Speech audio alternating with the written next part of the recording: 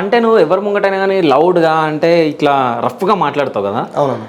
అంటే భయం లేకుండా ఇంతగానం మాట్లాడుతావు, అంటే ఎవరిని చూసుకొని మాట్లాడుతావు అన్న? ఆ రోజులు పోయినాయి అన్న, ఎవరిని చూసుకొని మనం మాట్లాడినాం అనుకో తక్కువ మంది చిట్కేగా వచ్చేటోడు ఎవరు లేడు. మనం ఇప్పుడు ఒక ఏజ్ వరకు ఆడొస్తాడు ఈడొస్తాడు వస్తారు, ఓకే ఆడ కూడా ఖాళీ ఉంటాడు కాబట్టి వస్తాడు. ఇలా నువ్వు ఫోన్ చేస్తే నేను కూడా రాను, ఎందుకంటే అలా నేను కుండలగా ఉన్నాను, నాకు జరిగిన పని ఉందని చెప్తా. ఎవరు చూసి ఎగరవద్దు, మన గుద్దల దమ్ము ఎంత ఉందో అంతే ఎగరాలి, అంతే కదా. అంటే నీకు దమ్ము ఉందంటావు? ఉంది, అంతే కదన్నా.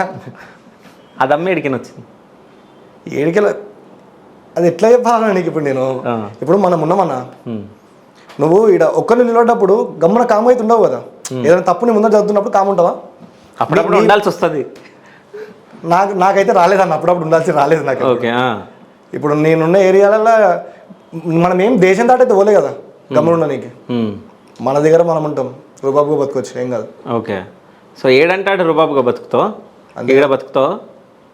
బతుకుతానా? సరే, అంటే ఎవడు పిలిచినా రాడంటావు ఇప్పుడు అన్న? జస్ట్ నార్మల్గా అడుగుతారు, అంటే అది సిచ్యువేషన్ అన్న. ఇప్పుడు సిచ్యువేషన్ తగ్గట్టు మనం చేయాలి.